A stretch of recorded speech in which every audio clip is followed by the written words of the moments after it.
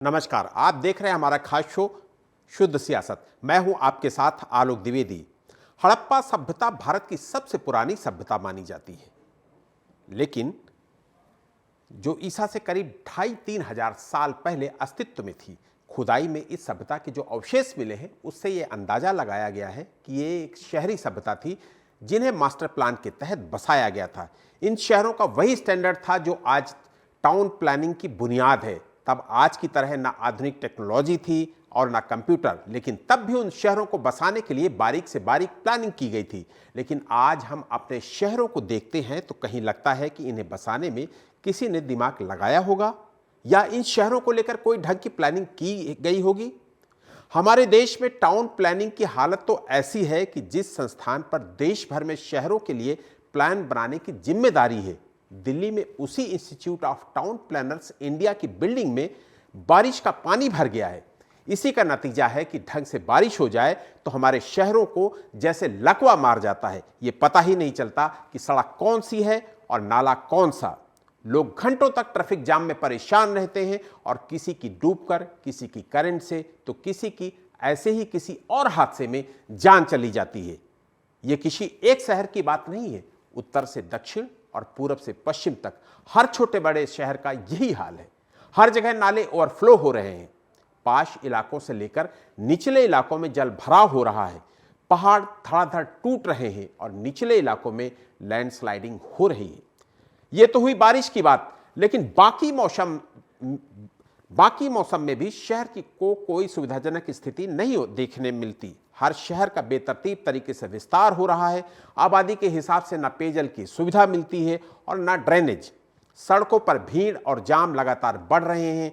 बाकी बुनियादी सुविधाओं की बात तो छोड़ ही दीजिए। ज्यादातर शहरों के पास भविष्य की कोई योजना नहीं दिखती। फिलहाल करीब 30% आबादी शहरों में रहती है और अनुमान के मुताबिक 2047 तक देश के आधे से ज्यादा लोग शहरों में रहेंगे। तब क्या हाल होगा, ये आप अंदाजा लगा सकते हैं। इसलिए आज शुद्ध सियासत में किसी भी तरह की सियासत से दूर ये सवाल उठाना जरूरी है कि हमारे शहर लगातार बढ़ रही आबादी के लिए क्यों तैयार नहीं है। टाउन प्लानिंग में गंभीर लापरवाही के लिए कौन जिम्मेदार है। शहरों का अंधाधुंध विस्तार भविष्य में कितनी बड़ी चुनौती बन सकता है। और इन तमाम बड़े सवालों के साथ अपनी इस चर्चा का हम आगाज करेंगे। और इस चर्चा में हमारे साथ जो खास मेहमान जुड़ने वाले हैं, उनमें से आम आदमी पार्टी के नेता जनक प्रसाद जी हमारे साथ जुड़ चुके हैं और वरिष्ठ पत्रकार सीएम पपने साहब वो हमारे साथ जुड़ चुके हैं। जनक प्रसाद जी और सीएम पपने साहब, आप दोनों मेहमानों का बहुत बहुत स्वागत है इस चर्चा में शामिल होने के लिए। मुद्दा बहुत गंभीर है, इसलिए जनक प्रसाद जी से ही सवाल ले लेते हैं। जनक प्रसाद जी, दिल्ली के हालात आपको पता है। यूं तो पूरे देश के तमाम इलाकों में यही हालात देखने को मिल रहे हैं, लेकिन दिल्ली जो देश की राजधानी है, वहां के हालात आपको भली भांति पता है। आपके पास दिल्ली सरकार है, आपके पास एमसीडी है, आपके पास जल संस्थान है, आपके पास जो जिम्मेदार एजेंसियां हैं उसमें आप बैठे हुए हो। और उसके बाद दिल्ली के हालात कल भी हम लोगों ने देखा, 3 दिन पहले हम लोगों ने देखा, जब न्यू राजेंद्र नगर में ये सारी चीजें देखने को मिली, जहां पर हमारे 3 होनहार जो देश का भविष्य थे वो चले गए। उससे पहले 3 दिन पहले हम लोगों ने एक और भविष्य, देश का भविष्य, उसको करंट से मरते हुए देखा। और कल भी हम लोगों ने देखा कि दिल्ली में जब पानी बरसा तो दिल्ली ब्लॉक हो गई। सभी आपके दर्शकों को मेरा प्रणाम हाथ जोड़ के। और मैं जिस जगह पे हूँ, मैं बरेली में हूँ। और क्योंकि आपने बारिश से स्टार्ट करी है और हम लोग रेलवे परिवेश से हम लोग जुड़े हुए हैं। घर के पास में ही रेलवे कॉलोनी है, रोड नंबर 7 पे। वहां पे जब हम पढ़ते थे, वहां पे द्विवेदी जी, तो वहां पे एक तालाब हुआ करता था। आज मैं सोच रहा था, मैं उस रास्ते से आज गुजरा तो देख रहा था उस तालाब को पाटने का काम कर रहे हैं। जब वो तालाब पट जाएगा तो उसका ड्रेनेज सिस्टम कहाँ जाएगा? पानी जब बारिश होगी तो वो कहाँ जाएगा? आपके घर में आएगा, हमारे घर में आएगा, नंबर 1। नंबर 2, जो आपने शहरों का इंफ्रास्ट्रक्चर की बात करी, मैं जहां पे हूँ इसको स्मार्ट सिटी में बरेली को गिना जाता है। और 12 बजे से लेके और जो इस समय जो मैं आपसे बात कर रहा हूँ, कम से कम 50 बार लाइट गई होगी, 50 बार लाइट आई होगी। आज बरेली के एक्शन को मैंने बोला है कि भाई हमारी डिबेट है एक चैनल पे और थोड़ा दे दो, लाइट वाइट दे दो, थोड़ा फोन चार्ज हो जाए। फोन भी मेरा मतलब की वो बनी हुई। अब आते हैं बात दिल्ली पे। दिल्ली पे आपने देखा कि जो 1200 करोड़ का जो अभी आपका नया संसद बना है, माननीय मोदी जी द्वारा बनवाया गया है, वो भी टपकता हुआ पाया गया है। यानी कि यदि ये देश का ये सारा आपके लिए बजट- बड़ी बात हो गई है। ये आपके लिए बड़ी बात हो गई है अभी कि मैं आ रहा हूं, संसद अभी- टपक अभी रहा है। आप जो हैं? पूछना चाह ये रहे हैं, मैं आपके उसी पे लिए आ रहा बड़ी हूं। बात नहीं है कि दिल्ली में जलभराव हुआ, दिल्ली में मैं उसी पे आ नौनिहाल रहा हूं, मर वेदी रहे जी, मैं उसी पे आ रहा हूं, मैं उसी हैं, पे आ रहा हूं। होनहार हमारे देश का भविष्य मर रहे हैं, ये आपके लिए बड़ी बात नहीं है। नहीं, मेरे लिए वो दुखद बात है। और जो जिम्मेदार हो, आप जुडिशरी से, स्पेशल जुडिशरी से आप उसकी अरे जांच कराइए। इस पे तो राजनीति नहीं होनी चाहिए ना जनक जी, इस पे राजनीति नहीं होनी चाहिए। दो घटा के मत कीजिए प्लीज सर जी। जो और चैनलों की तरह जो जवाब देने नहीं देते हैं ना, उस तरह प्लीज मत कीजिए। मैं थोड़ा सा अपनी बात को रख लूं। अभी 4 दिन पहले जो एक वहां की ज्वाइंट सेक्रेटरी, पीडब्ल्यू सेक्रेटरी का एक मीटिंग का वीडियो वायरल हुआ था, जिसमें सौरभ भारद्वाज जी कहते हुए पाए गए हैं कि चलिए वहां के नालों की सफाई के लिए देख लीजिए, 6 बजे चलिए, 7 बजे चलिए। लेकिन भारतीय जनता पार्टी जो राजनीति देश में कर रही है कि दूसरों को, सरकार के काम को बाधित करना, अपने राज्यपालों को रखना, अपने आईजी को रखना, उसके द्वारा उस राज्य सरकारों को बदनाम करने, कैसे उनकी राज्य सरकारें बदनाम हो, उस पर ये लोग काम करते हैं। देश की जनता की सुविधा के लिए काम नहीं करते हैं। मैं ये बताना चाह रहा हूँ। ठीक उस है, पर ठीक क्या है, जांच ठीक है होगी? जनक जी, ठीक है जनक जी। उच्च चीफ सेक्रेटरी के बारे में क्या बात हुई थी? आप इसका जवाब मेरे को, मैं पूछना चाहता हूँ। संक्षिप्त में सब लोगों को, हमारे साथ और भी मेहमान हैं, उनसे भी बातचीत करनी है ना जनक जी। ठीक है, आपके अकॉर्डिंग बीजेपी ने पानी भरवा दिया वहां कोचिंग सेंटर्स में, बीजेपी ने सब कुछ करवा दिया। आलोक वत्स जी, आप भी इससे बच नहीं सकते हैं, आप भी केंद्र में बैठे हुए हैं। और जनक जी की बात को लेकर मैं आप पर कोई क्वेश्चन मार्क नहीं लगा रहा हूं, लेकिन आप भी रिस्पॉन्सिबल जगह पर बैठे हुए हैं। और उसके बाद कई उदाहरण मैं बताता हूं आपको। दिल्ली के बेसमेंट में पानी भर रहा, ठीक है, आप दोष ठहरा सकते हैं कि हाँ, यहां पर आम आदमी पार्टी काबिज है, दिल्ली सरकार में आम आदमी पार्टी काबिज है, एमसीडी में आम आदमी पार्टी काबिज है, जल संस्थान में आम आदमी पार्टी काबिज है। लेकिन जब लखनऊ विधानसभा में पानी भरता है तो तब इस तरीके के सवाल आप नहीं खड़े कर सकते हैं। रामलला मंदिर में जब पानी भरता है तो तब इस तरीके के सवाल आप नहीं खड़े कर सकते हैं। रामपथ, जहां पर सैकड़ों करोड़ रुपए की लागत से ये डेवलपमेंट्स किए गए, वहां पर पानी भरता है, तब आप इस तरीके के सवाल नहीं खड़े कर सकते हैं। इसलिए सवाल आप पर भी खड़ा होता है। आलोक वत्स जी, देखिए, मैं आपकी बात से पूर्णतया सहमत हूं और ये कहना चाहूंगा कि इस हमाम में सब नंगे हैं। जहां कहीं भी जो भी सरकारें हैं, उसकी नाक के नीचे अधिकारी, पुलिस की मिली भगत से, मकान मालिक की मिली भगत से ये इस तरीके के अवैध सेंटर पनप गए हैं और ये यहाँ कार्यरत है और बरसों से कार्यरत है। जितने भी बिल्डिंग लॉज हैं, उस सब की अनदेखी की गई है और यहाँ पर इनको इजाजत दे दी गई है ये इस तरीके की अवैध गतिविधियां चलाने के लिए। अवैध इसलिए मैं बोलूंगा कि जहां पे लॉज को नहीं फॉलो किया जा रहा हो, ऐसी जगहों पे एक इनलेट, एक आउटलेट होता है, उस पे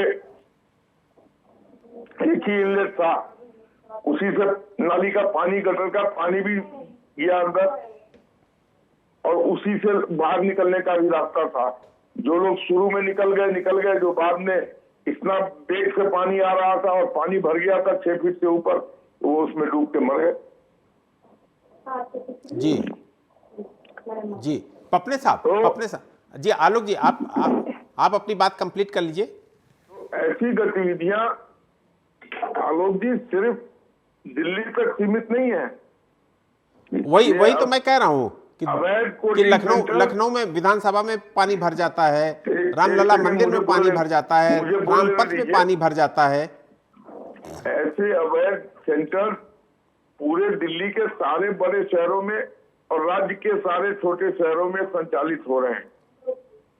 अगर सख्ती से लागू किया जाए कानून, तो सिर्फ दिल्ली के अंदर 2.5 से 3 लाख अवैध गतिविधियां बंद की जाएंगी, बिल्डिंग सील हो जाएंगे।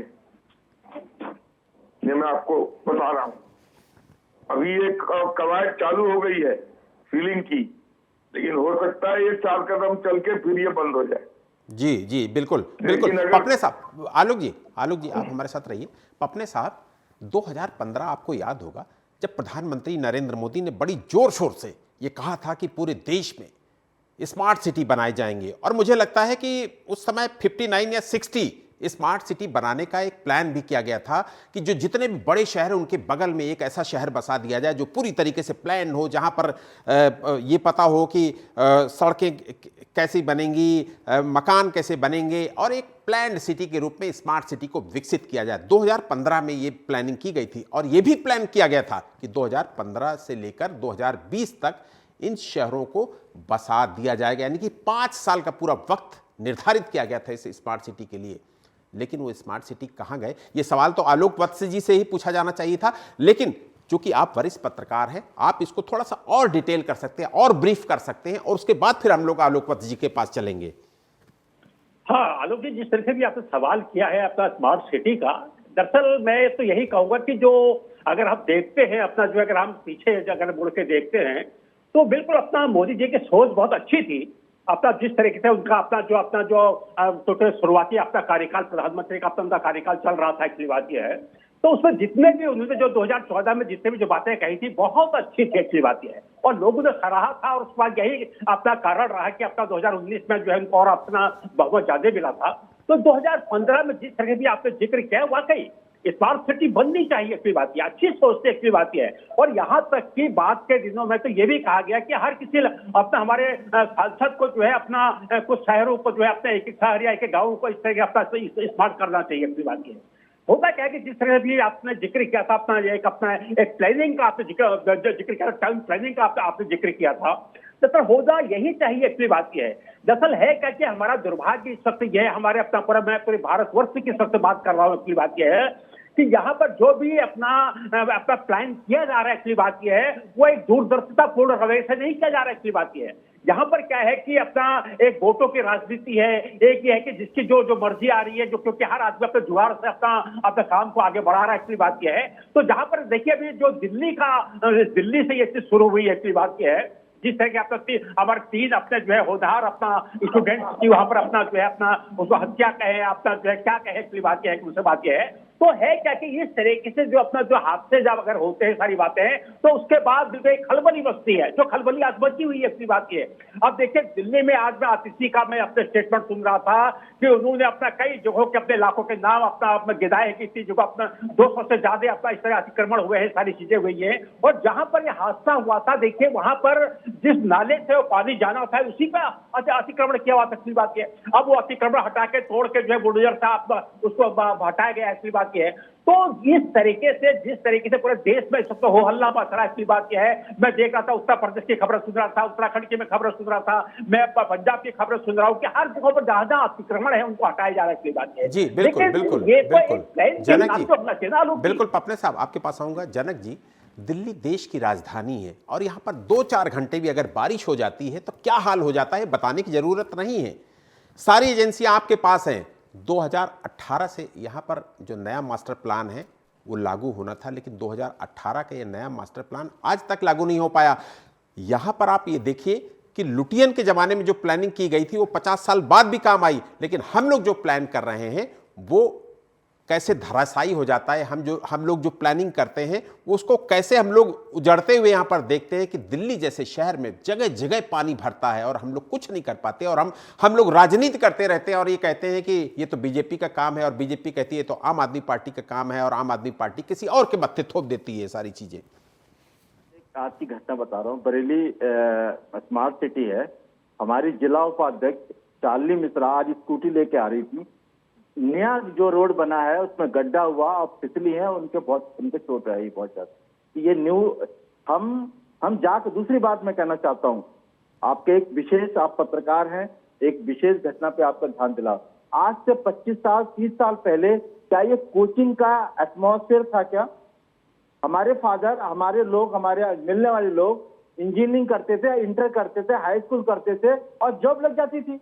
आज देख रहा हूं कि एक कोचिंग का एक मॉडल अरे डेवलप हो गया है। अरे वो जनक education जी, कहाँ चला कोचिंग गया? की बात कौन कर रहा है? कोचिंग, सवाल कोचिंग का सर, थोड़ी ये ना है, सवाल मेरा- जलभराव का है। सवाल मैं जो उसी पे आ रहा हूं। सवाल सर, जो आप हमारे जल्दी- देश का भविष्य इस जलभराव में मर रहे हैं, सर, सवाल मैं उस वही- बात का मैं है। वही कर रहा हूँ। ये जल भराव, ये भ्रष्टाचारी लोग कर रहे हैं। जो अरे तो जहाँ ये पे- कौन बैठा हुआ है दिल्ली में? तो आम आदमी पार्टी बैठी हम हुई वही- है। सर, हम यही कहना चाह रहे हैं, जो वीडियो, जो मीटिंग का चीफ सेक्रेटरी के साथ जो वायरल हुआ है, उसकी जांच कौन करेगा? सर, हम चाहते हैं कुछ जांच हो।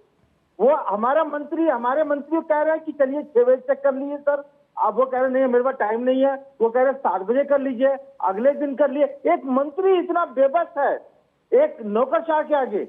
इसका मतलब कि बीजेपी के जो एलजी महामंत्री, जो एलजी साहब है, उनकी ताकत पूरी बड़ी पड़ी है। और इसमें मैं पूर्णतः बड़ी जिम्मेदारी के साथ आरोप लगा रहा हूं कि पूरी साजिश जो है दिल्ली को बर्बाद करने की। ठीक है, ठीक क्योंकि है, ठीक। दिल्ली की आलोक जी, जनता ने आलोक जी, उनको वोट आलोक नहीं जी, किया आलोक है, जी, इस पे- इसलिए उसका बदला ले रहे हैं एलजी साहब उनको। आलोक जी, कई ये बात आप भी जानते हैं कि दिल्ली को कई मल्टीपल एजेंसियां चलाती हैं और उन एजेंसियों में से कई एजेंसियां जिनकी सीधे रिपोर्टिंग केंद्र सरकार के किसी न किसी मंत्रालय की होती है, डीडीए, एमसीडी वगैरह, ये सब गृह मंत्रालय को रिपोर्ट करती हैं। और इसके अलावा दिल्ली पुलिस भी रिपोर्ट करती है, केंद्र सरकार को ही रिपोर्ट करती है। इसलिए आप भी सवालों से बच नहीं सकते हैं। आपके ऊपर भी सवाल खड़े होते हैं कि आप कहाँ हैं। आप सिर्फ ये कह के अपनी जिम्मेदारियों से नहीं बच सकते कि यहाँ पर दिल्ली में हमारी सरकार नहीं है, एमसीडी में हमारा शासन नहीं है और यहाँ पर आम आदमी पार्टी का शासन है, तो आम आदमी पार्टी ही इसके लिए रिस्पॉन्सिबल है, आम आदमी पार्टी ही इसके लिए जिम्मेदार है। देखिए आलोक जी, दिल्ली में हमारे भी बहुत सी चीजें, पुलिस वगैरह हमारे कंट्रोल में है, मैं इस बात से मानता हूं। लेकिन बिल्डिंग बायलॉज के प्रति सख्ती रखना ये एमसीडी का काम है। और एमसीडी के अधिकारी अगर हमसे पुलिस बल मांगते हैं तो कभी हमने उनको मना नहीं किया है। आज भी जहां वो सीलिंग कर रहे हैं, 2-3 दिन से सीलिंग की ड्राइव हो गई है, बुलडोजर भी निकल गए हैं, तो हमारी पुलिस उनके साथ खड़ी नजर आई है। लेकिन अगर वो मांगेंगे ही नहीं तो पुलिस थोड़ी जाके कहेगी कि चलो सीलिंग करने। ये एमसीडी के और इनके नाले पिछले साल भी जाम थे, जिसके कारण दिल्ली बाढ़ग्रस्त जैसा हो गया था। आईटीओ पे मुझे याद है पूरे कमर तक पानी में मैंने डिबेट किया था, वो भी गंदा पानी था बिल्कुल किसी नाले का।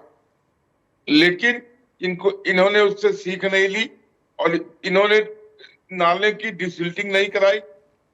कराएंगे भी कैसे? जो मेन लोग हैं वो सब तो जेल के अंदर हैं और जो लोग हैं उनको अरे उनको थोड़ी ना करनी होती है ये व्यवस्था और ये सिस्टम। एक ऐसा थोड़ी ना है कि जो जेल में बैठे उन्हीं को चलाना है। तो क्यों नहीं चलाया? सरकार तो बाहर है पूरी। चिल्ला के लोगों ने कहा कि डिसिल्टिंग करा दीजिए नालियों का, नाली का डिसिल्टिंग करा देंगे तो ये समस्या नहीं होगी। लेकिन नाली सब जाम थे। जो ये भी गटर में पानी गया है, गटर ये जो नाले का पानी गया है जहां ये बच्चियों की और बच्चों की मौत हुई है, वो भी नाली जाम था, तो पानी डाइवर्जन में भागा इधर। तो इससे तो इन्होंने सीख नहीं ली। लेकिन हमारे एलजी ने भी ऑन रिकॉर्ड कितनी बार बोला है कि हम पूरी तत्परता से जो मदद चाहिए देने को तैयार हैं। लेकिन आपके एलजी साहब इन घटनाओं पर कहाँ संजीदगी दिखा रहे हैं, कहाँ एक्शन ले रहे हैं, कहाँ उन दोषी लोगों के ऊपर सख्त से सख्त कार्रवाई हो रही है? मैं सहमत नहीं हूँ। उनका बयान लगातार अखबारों में भी आया है, टेलीविजन पर भी, कि हम पूरी तत्परता से मदद करने के लिए तैयार हैं, जिस तरीके का मदद दिल्ली सरकार को चाहिए। जी बिल्कुल जी। पपने साहब, जितने भी बड़े शहर हैं, दिल्ली भी बड़ा शहर भी है और पुराना शहर भी है, जितने भी बड़े शहर हैं या पुराने शहर हैं, उनकी मूल संरचना में उनमें कोई बदलाव बहुत ज़्यादा अंदर नहीं किया जा सकता है। लेकिन जब भी मानसून आता है तो हमेशा ये कोशिश की जाती है कि कचरा प्रबंधन ठीक हो जाए, ठीक से साफ सफाई हो जाए, नालों की सफाई हो जाए, ड्रेनेज सिस्टम को एक बार बेहतर कर लिया जाए और सीवरेज जो सिस्टम है उसको बेहतर कर लिया जाए। इसको लेकर मीटिंग तो होती है और इस जो दिल्ली में इधर हम लोगों को जो देखने को मिला उस पर भी यही बात निकल कर आई। तो मीटिंग तो हुई, आम आदमी पार्टी भी यही कह रही कि हमारे मंत्री मीटिंग तो लेते हैं लेकिन अधिकारी काम नहीं करते। जो इंस्ट्रक्शंस मंत्रियों की तरफ से अधिकारियों को दिए जाते हैं उस पर काम नहीं होता है। तो सिर्फ मीटिंग ही होती है लेकिन काम नहीं होता है। बिल्कुल बिल्कुल आलोक जी, जिस तरीके से भी आपने सवाल किया है, दरअसल मैं तो सिर्फ दिल्ली के ही परिप्रेक्ष्य में नहीं बल्कि पूरे हिंदुस्तान के जिस तरह से भी बाढ़ का आलम इस वक्त पूरे हर राज्य के अंदर इस वक्त चल रहा है और सैकड़ों मौतें हो रही है, इसलिए बात यह है और अपना जान माल का इतना नुकसान जो हो रहा है, इसलिए बात है इसकी भरपाई का भी अपना सवाल उठता है। दरअसल दिल्ली का जहां तक अभी आपने सवाल किया, दरअसल देखिए ऐसा है कि हम लोग अपना ग्रुप हाउसिंग सोसाइटी में रहते हैं, तो मैं एक्चुअली अपना जो है अपना एक पदाधिकारी भी रहा हूं, एक्चुअली अपना जो आज भी हूं, एक्चुअली बात ये है। तो होता क्या है कि पूरा जितना दिल्ली का सिस्टम है पूरा डेवलपमेंट का है, डीडीए के अंडर आता है, एक्चुअली बात ये है। और डीडीए जो है हर तभी एनओसी देता है जब सारे काम फायर से लेकर के आपके जो है सीवरेज से लेकर के वेस्ट वाटर से लेकर के जब तक सारी चीजें आपकी ओके नहीं हो जाएंगी तब तक आपको एनओसी नहीं देती है, एक्चुअली बात ये है। तो दूसरी ओर अपना जो है जो अनौत्साहिक जो हमारे जो अपना जगह जो आज जो कि आज दिल्ली एक विशाल एक अपना मतलब महानगर अपना पूरा बन गया है, एक्चुअली बात यह अपना पूरा गांव जिसमें सैकड़ों गांव को जोड़ दिया गया, एक्चुअली बात यह है। तो यहाँ पर एक प्लान न होने की वजह से और हर जगहों पर अतिक्रमण होने की वजह से एक्चुअली बात यह है कि ये सारी चीजें सामने आ रही है। अब ठीक है, अभी आपने जिक्र किया कि अपना जो है जिस तरीके से अपना चाहे वो नालों की सफाई हो चाहे वो किसी और चीज की सफाई हो, एक्चुअली बात यह है तो समय से पूर्व हो जानी चाहिए, एक्चुअली बात है। उसके लिए मीटिंग भी होती है और होता नहीं है, एक्चुअली बात यह है। तो दरअसल यहाँ पर सवाल यही होता है कि जब अपना आपसी सामंजस्य, चाहे वो अपना चाहे यहाँ पर भाजपा हो चाहे वो आप हो चाहे वो कांग्रेस हो, अरे इन लोगों में तो आपसी सामंजस्य होना चाहिए अपने नगर के प्रति, एक्चुअली बात यह है। लेकिन नहीं होता है, एक्चुअली बात यह आरोप प्रत्यारोप एक दूसरे पर बढ़ने की अपना जो नीति यहाँ पर जो चल रही है, एक्चुअली मैं तो ये समझता हूँ कि उससे भी अपना जो है हमारे दिल्ली को बहुत ज्यादा नुकसान हो रहा है। और यहाँ पर ये जो गतिविधि चली है, जो जिस तरीके से अपना ये अपना राजनगर नगर में जिस तरीके से अतिक्रमण के बाद जिस तरीके से ये सारा ये अपना ये हालात पैदा हुई है, एक्चुअली बात यह है। या अन्य जगहों पर भी अभी आपने यहाँ पर बच्चे जी को सुन रहा था कि अपने जो है सड़कों में आईटीओ में पानी भरा हुआ था, मिंटो ब्रिज का पानी भरा रहता है, उधर पानी भरा रहता है, एक्चुअली बात यह है। बिल्कुल जायज है, एक्चुअली बात यह है। होता क्या है कि मिट्टी को में सब चीज तय कर दिया जाता है कि वहां मशीनें लगेंगे, वहां यहाँ भी करेंगे, वहां इतने लोग मौजूद रहेंगे। यहाँ पर हमारी जो आज की जो तकनीक है वो तकनीक काम करेगी, एक्चुअली बात यह है कि अगर जल भरा होगा तो इमीडिएटली हमें सूचना मिलेगी और इस तरह के हम पूरा काम करेंगे। लेकिन जी बिल्कुल एक्चुअली बात यह है। बिल्कुल तो यहाँ पर तो यही बिल्कुल यही आपने बहुत कहना सही चाहूंगा बात कि उठाई है। कम से कम चुस्त दुरुस्त रह के ये काम कर जाऊंगा। जी बिल्कुल। आलोक जी, आप केंद्र सरकार में हैं, इसलिए आपसे सवाल बनता है कि हर वर्ष जैसे ही बारिश आती है पहाड़ दरकने लगते हैं, शहर तालाब बन जाते हैं, मौतों का सिलसिला शुरू हो जाता है और राजनीतिक दल एक दूसरे पर तोहमत लगाने शुरू कर देते हैं।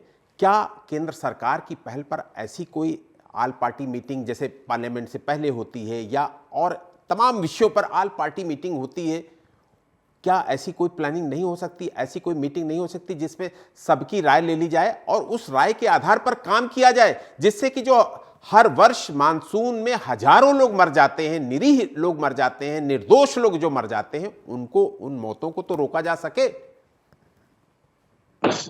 बिल्कुल ऐसी पहल होनी चाहिए और मैं समझता हूं कि केंद्र सरकार अवश्य इस बात को संज्ञान में लेकर ऑल पार्टी मीटिंग करके इसका कोई परमानेंट और ठोस सोल्यूशन निकालने की कवायद अवश्य करेगी। जी बिल्कुल। और जनक जी, आप भी दिल्ली सरकार में आपकी पार्टी काबिज है, आप भी जिम्मेदारियों से भागते हैं, कहते हैं हमारे अधिकारी सुनते नहीं हैं, हमारी बात सुनता नहीं है कोई, तो ऐसे कैसे काम चलेगा? नहीं, आपकी बात बिल्कुल सही है। हेलो, आपकी बात बिल्कुल सही है।